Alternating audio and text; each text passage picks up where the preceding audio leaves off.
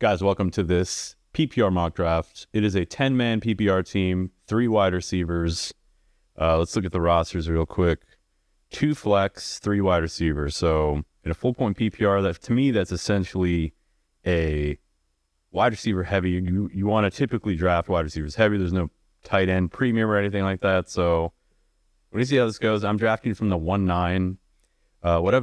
What I tend to notice in some of these drafts is that I kind of like drafting at the end of the round, either at the end or the beginning. It seems like the middle round picks they just don't feel nice. You know what I'm saying? So we'll see how this shakes out, though. We'll see who can fall to me. I really like getting that swing pick where you get 2 value picks pretty much back to back, whether you draft from the 1-9, the 1-10. And we're going to get into this draft. Pretty standard picks so far. I guess I'll give my thoughts on like kind of these first couple picks. So CMC is probably the consensus 101, even in a not especially, but in a PPR league. I think then you can't really go wrong with these next 4. So CeeDee Lamb, Tyreek, Jefferson, and Chase.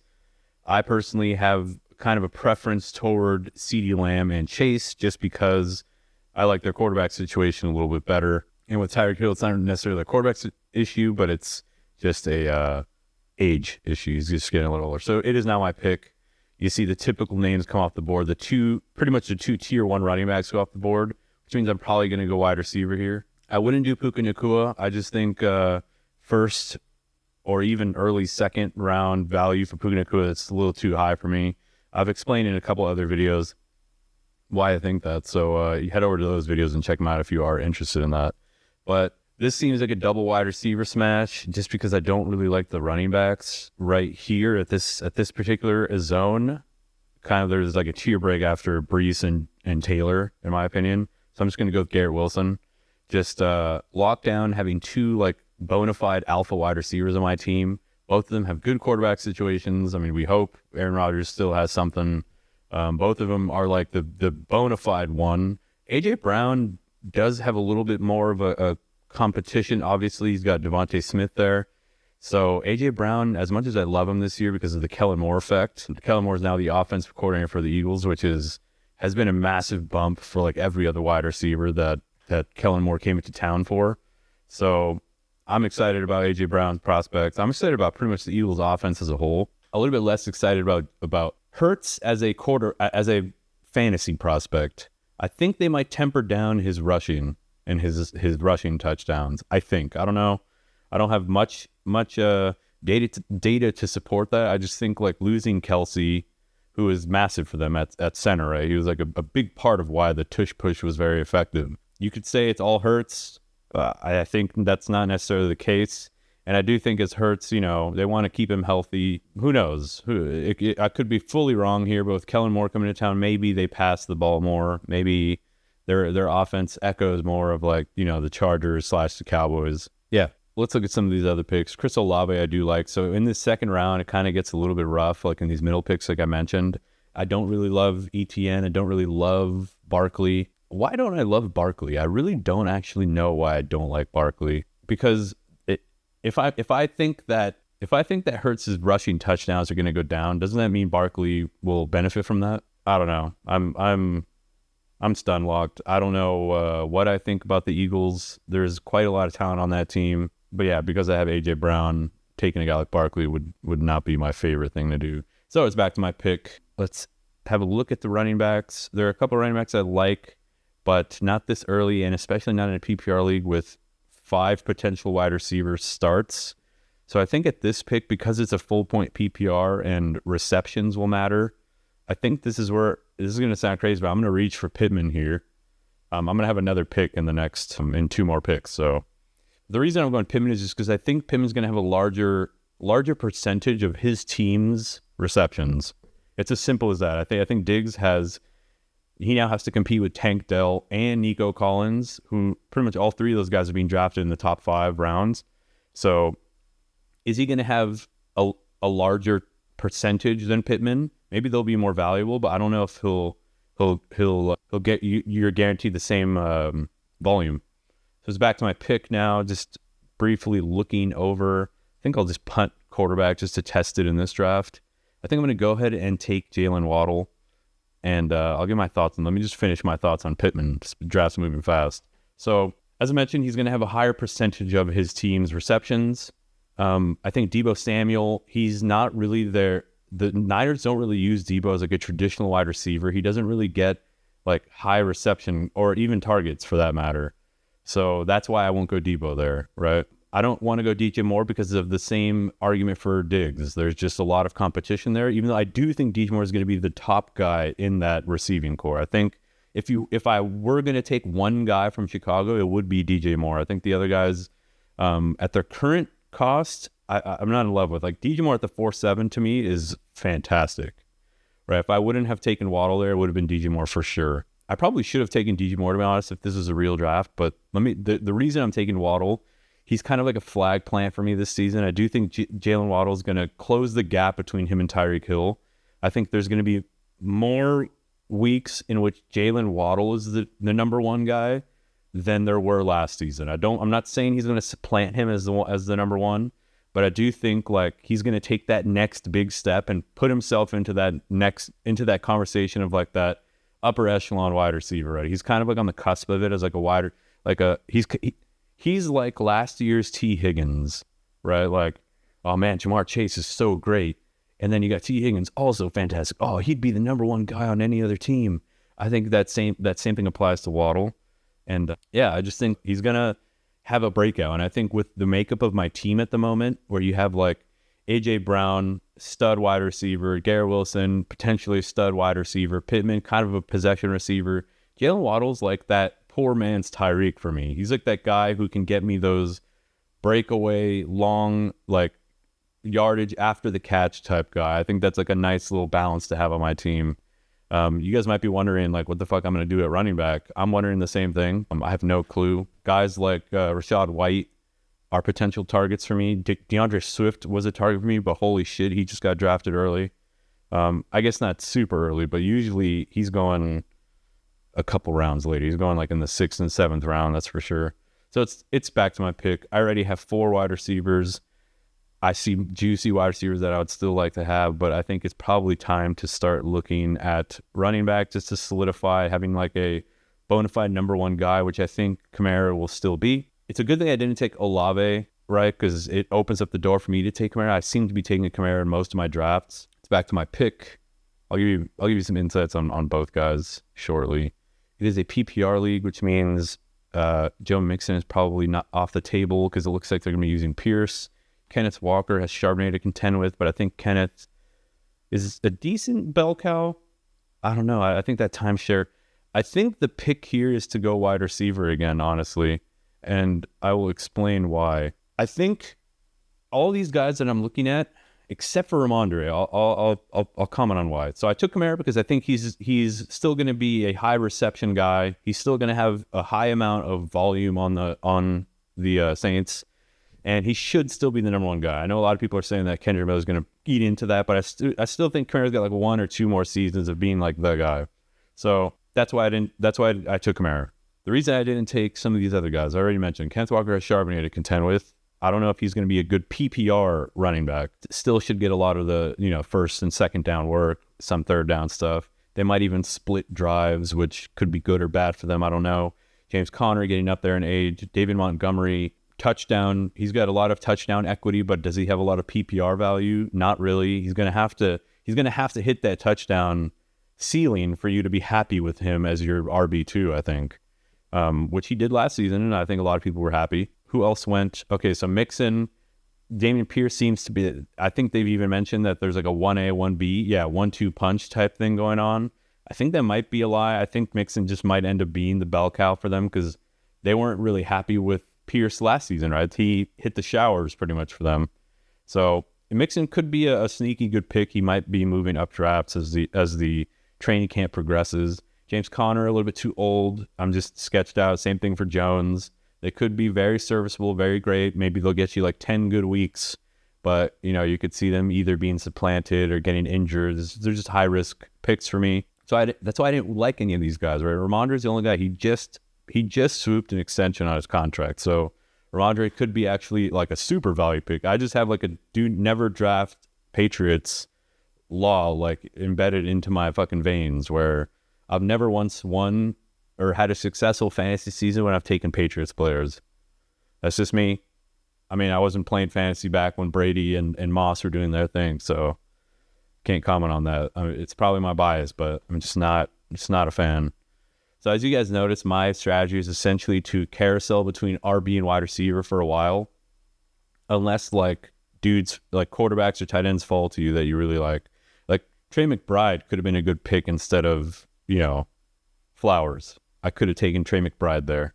And the reason I took Flowers is because I do think he's going to be like the bona fide number one option for the Ravens. It'll be like Mark Andrews and Zay Flowers are going to be their top target and reception leaders, I would imagine. I think Flowers can probably be the number one. Everyone's just assuming it's going to be Andrews, but I think Flowers is going to take another step. So now it's back to my pick. I have to start taking RBs, even if they're not guys that I absolutely love. I'm going to double tap RB here, and I'm going to go ahead and go with Zamir White, and I'm going to take Brooks on my way back. So Zamir White looks like he's going to be the leader in the RB room. Looks like there's nobody else really behind him of note. Alexander Mattison, I think he's just going to be what he's been all his whole career, right? He's going to be a decent dude who could spell the starter that's in front of him. Stevenson falling to me there would have been real nice after what I just said about him. But Zamir White, I'm going to go ahead and take Jonathan Brooks. I do think that every season there's like one or two rookies who are very valuable in fantasy, right? Who's it going to be? Brooks was the highest drafted RB of the draft class. He's also entering a phenomenal, the Panthers are actually kind of cheeks, but he's entering a pretty fantastic situation. So why not? Why not take that dart throw? He's my RB3, and he could end up being like a bona fide like top 24 RB all season, like from week 1 on, if he stays healthy. And if his ACL injury heals in time, I think like he's being eased into training camp. Not really what you want to hear, but I do think he'll make it, like based on a lot of like fake fantasy doctor reports. I mean, they're real doctors.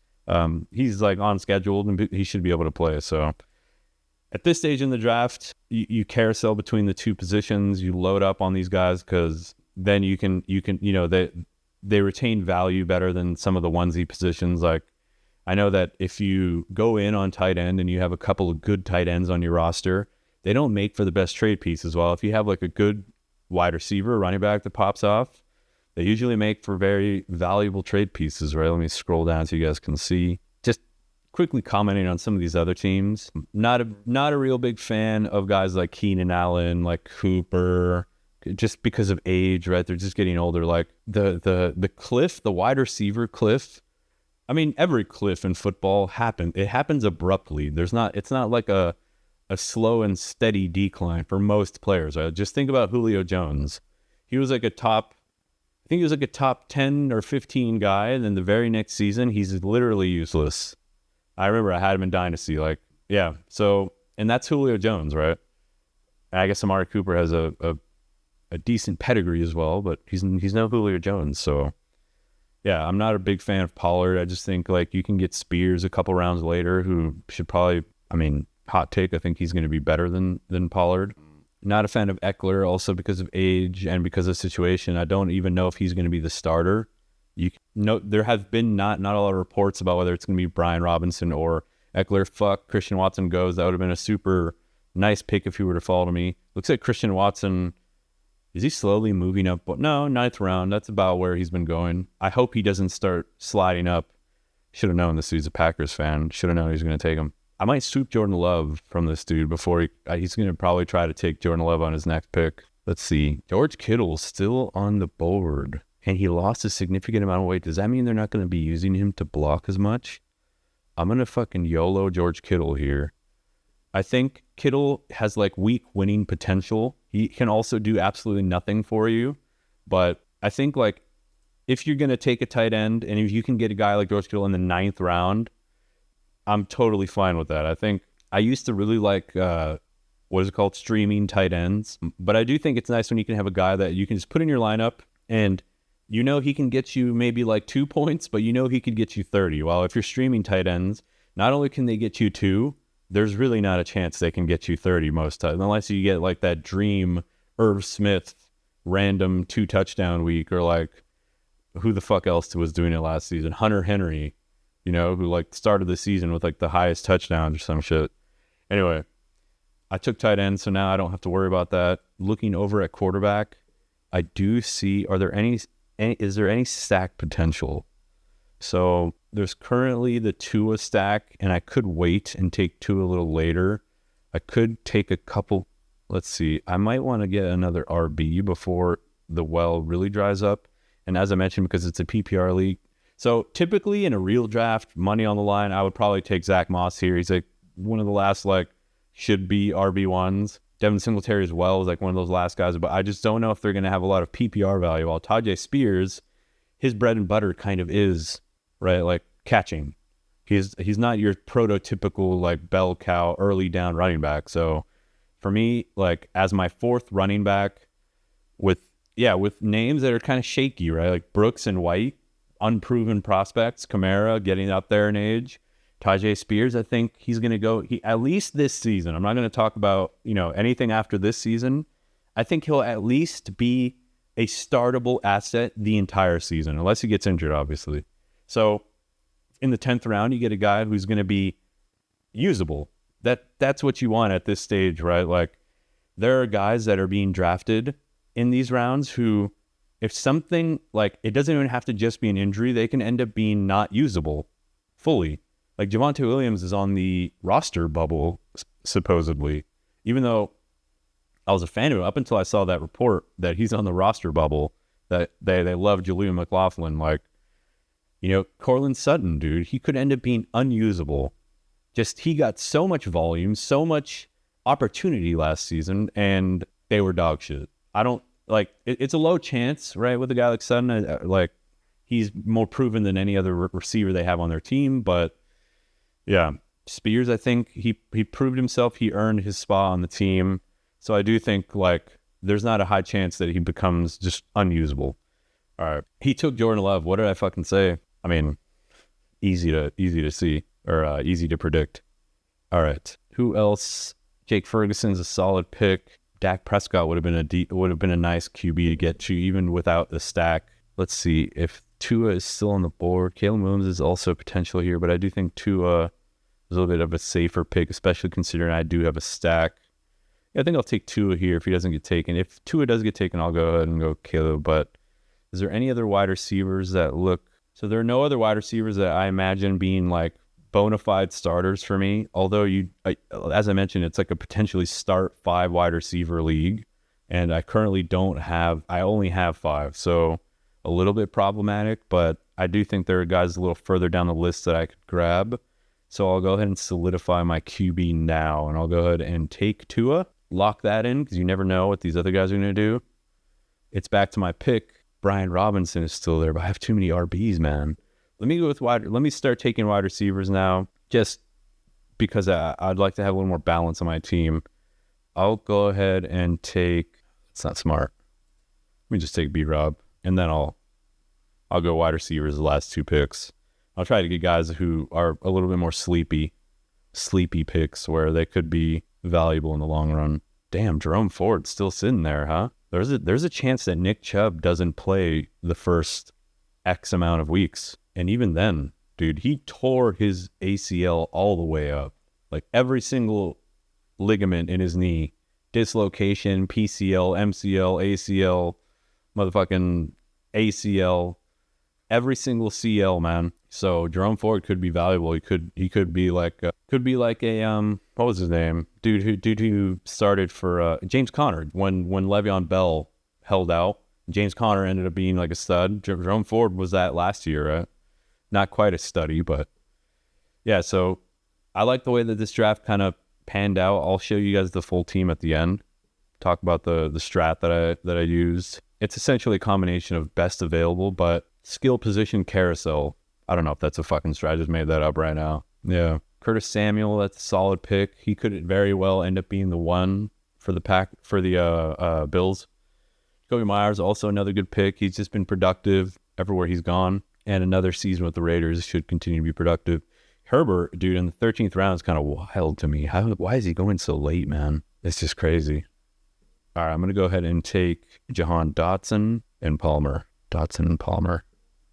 So Palmer could be the number one guy for the Chargers. I know there's a lot of like young talent behind him, hype behind him, but I think he ends up being the number one guy. And then Dotson.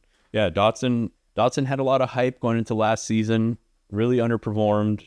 I mean, they had Sam Howell as their starting QB, so it's tough to pin it all on Dotson. He kind of looked a little underwhelming on tape, but he was getting open. He was good. He still he didn't look bad on tape. He just was. I mean, I don't know. I need to do a deeper dive on Dotson. I think he had a lot of hype going into last season. He underperformed, underwhelmed, but now obviously better situation in Washington. Another season of trying to cement himself. He's playing for his future contracts at this point. So I do think he's like a decent sleeper pick because you never know what can happen. Let's have a look at my team. I'll minimize this so you guys can see everything. So my team's A.J. Brown, Garrett Wilson, Pittman, Waddle. That's a pretty scary quartet of wide receivers to go up against, if you ask me. Now, it starts to get a little bit slim pickings at RB. Obviously, when you quadruple tap wide receivers start a draft, you're always going to be struggling at the other positions. That's to be expected. Now, the reason I didn't go with guys like Pacheco instead of Waddle or Jacobs or Cook or White, just because I do think that Waddle, over the course of the season, should, in a PPR league, outscore any of these other running backs. I could be fully wrong. Might be a mistake not taking a guy like Rachaad White, who already proved what he can do last season, and doesn't look like anybody's going to supplant him or threaten his vice grip on the backfield. So I went with Kamara as my first RB. I think he was like that last guy. Like typically in drafts, I like to go like Kamara Swift, right? If I start with like 3 wide receivers, I'll go Kamara Swift or Kamara Montgomery if it's like a half point PPR. I then went with Zay Flowers because he was just the best. Still a really good wide receiver 1 was on the board, so I decided to go with him there instead of taking a guy like Mixon or Jones. And then I went with White and Brooks, who I think will be RB1s the entire season. I don't know if they're going to ever, have their job taken away. Kittle was still laying on the board in the 9th. Went ahead and grabbed him. Tyjae Spears, 10th round pick, should be at least the 1B for the Titans, and he should have a receiving workload, which is what you want in a PPR league. Tua, because of the stack that I had, right? Ideally, though, I would take Justin Herbert. I do think Justin Herbert's being drafted way too, pretty much after Joe Burrow, after maybe Jordan Love. Why is it not I know he doesn't have a lot of weapons, but Herbert, he's a regular season QB, and the fantasy is all about the regular season, so I don't understand why he's being disrespected so hard.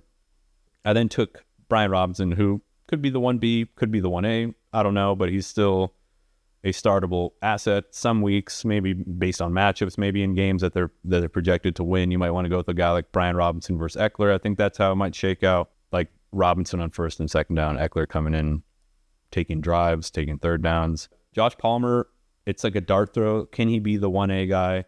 All of these guys in these rounds to me are like decent dart throws.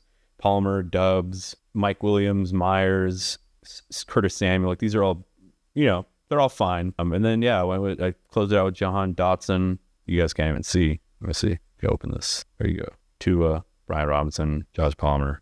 I'll show you here too. Let me know what you guys think. Hope you guys like the draft. Let me know who you would have taken instead of some of my other picks.